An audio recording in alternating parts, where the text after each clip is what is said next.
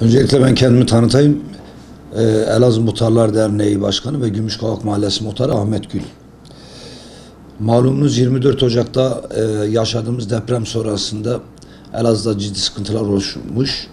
Bu sıkıntıları çözümü için bakanlarımız, ilk etapta 3 tane bakanımız, daha sonra Süleyman Soylu ve Çevre Şehircilik Bakanımız Murat Kurum şehirde kalarak bu şehrin sıkıntıları çözme noktasına gayet çaba sarf ettiler bayağı. İlk etaplarda vatandaşlarımızın temel ihtiyaçlarını karşıladılar. Bu anlamda Süleyman Soylu gerçekten büyük bir özveriyle çalıştı. Gerek gıda, battaniye, çadır konusunda hiçbir sıkıntı yaşamadı şehrimiz.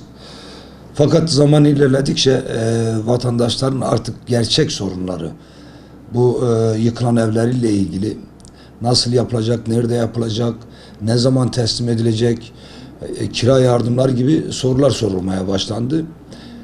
Bu sürede süreç sanki biraz zayıflamış gibi oldu. Biz de buna istinaden vatandaşımızın yanında vatandaşlarımızın talebini alarak, siz de biliyorsunuz, vatandaşlarımızın ilk talep ettiği yer muhtarlık binaları, muhtarlık ofislerine akın ediyorlar. Dolayısıyla özellikle Elazığ şehir merkezinde muhtar arkadaşlarımız bu anlamda çok yoğun sorulara maruz kalmışlardı. Biz bu sorularımızın cevabını bir türlü alamıyorduk.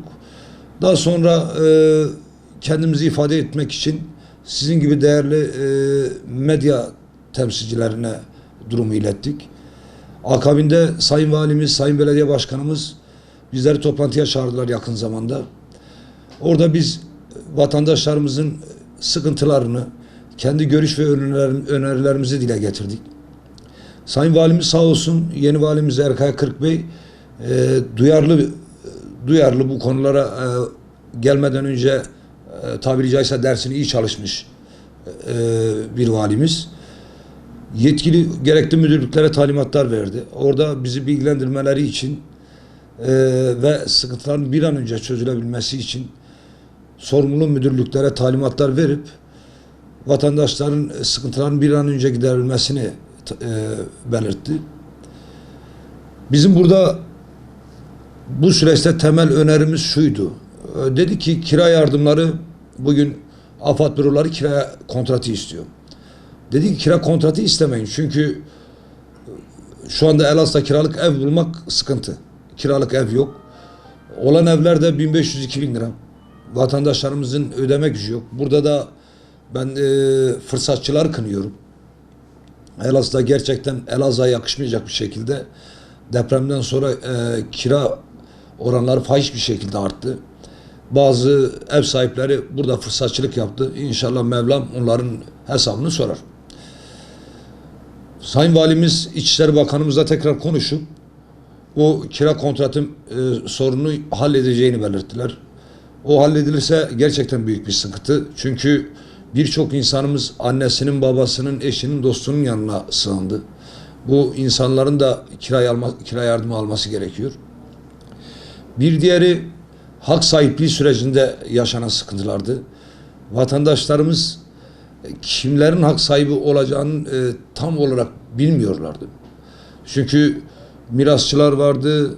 Birçok yerde Elazığ özellikle kenar mahallelerinde tapu taksitli evlerimiz vardı. Hiç tapusu olmayan evlerimiz vardı, yıkılanlar. Bunların akıbetinin ne olacağı konusunda soru işaretleri vardı. Bunları da kendilerine ilettik. Onlarla ilgili de gerekli talimatlar verdiler. Yine en büyük sorun ağır hasarlı binaların yıkılma işi. Bu şu anda şehir merkezindeki tüm muhtar arkadaşlarımdan ben o şikayetleri alıyorum.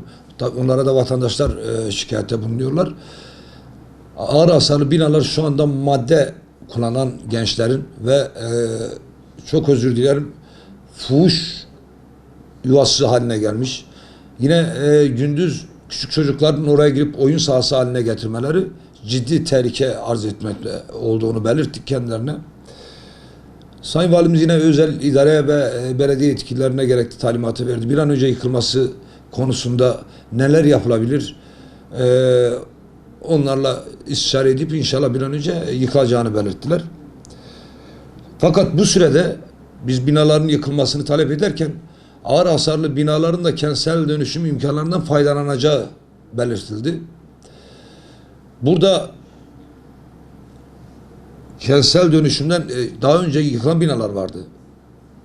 Biz vatandaşlarımız Çevre Şehircilik tarafından daha önce acil yıkılacak veya tehlike arz ediyor diye yıkılan binaların da bu süreçten faydalanmaları gerektiğini belirttik. Fakat orada bize açıklamaları bizi tatmin etti. Bakan, bu kanunda olmayan bir düzenlemeydi. Bakan Bey son zamanda belediye başkanımızın, sağ olsun belediye başkanımız bu anlamda büyük çaba gösteriyor. Onun önerisiyle sadece Bakan Bey'in onuruyla bu orta ve ağır hasarlı evlerin kentsel dönüşüm imkanlarından faydalanabilmesi sağlandı. Fakat burada da yine biz Vali Bey'e bu sürecin, yıkım sürecini uzatacağını belirttik. Çünkü 4 tane yapı denetim firması var. Ağır hasarlı binaların, buradan sizin aracınıza halkımıza duyuralım. Ağır hasarlı binaların eğer biz yerimizde yapmak istiyoruz diyorlarsa mutlaka yapı denetim belgesi almak zorundalar. Kentsel dönüşüm imkanlarından faydalanabilmek için. Bu imkanlar ne? Düşük faizli kredi, belediye ödenecek harç parası, pul parası, resim parası, inşaat yapanlar bu işi bilir. Onlar da muaf tutuluyor. Bu da ciddi bir yekün tutuyor. O anlamda ağır hasarlı binaların mutlaka yapı denetim belgesi almaları gerekmekte. Bu anlamda belediyemizin yeni bir imar çalışması vardı. Belki tek binalar bu anlamda yerinde yapmakta sıkıntı yaşayabilirler ama orada da belediyemiz kat sayılarını yükselterek yan binalarla birleşme imkanı sağlamış. Yani daha karlı, vatandaşın daha karlı hale gelebilmesi için. Süreç bu şekilde devam ediyor. Biz Vali Bey'le, belediye başkanımızla son yaptığımız toplantının meyvelerini bekliyoruz. Bakan Beyler de inşallah yakın zamanda gelir. Onlara da yine vatandaşlarımızın bize belirtmiş olduğu talepleri onlara ileteceğiz. En kısa sürede vatandaşların evlerine yerleşmeleri. Çünkü önümüz kış gelmeden vatandaşlarımızın evlerine yerleşmesini istiyoruz. Şu anda konteynerde kalan vatandaşlarımız gerçekten sıkıntıda.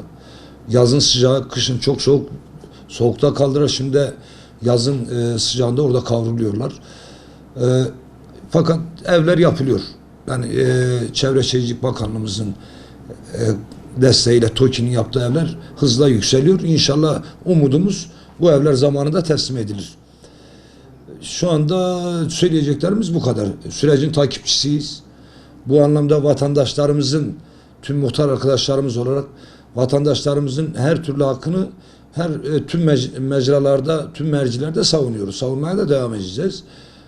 Çünkü vatandaşın şu anda umut beslediği insanlarız. Biz bu umudu inşallah boşa çıkarmayacağız. Arkadaşlarımızın hepsine ben bu anlamda teşekkür ediyorum. Gerçekten özveriyle çalışıyorlar. Siz de depremin ilk gününden beri takip ediyorsunuz basın mensupları olarak. Muhtar arkadaşlarımız bu sınavı alnının akıyla atlattılar. Çalışmaya da devam ediyorlar. Ben sizin aracınıza tekrardan onlara da teşekkür ediyorum.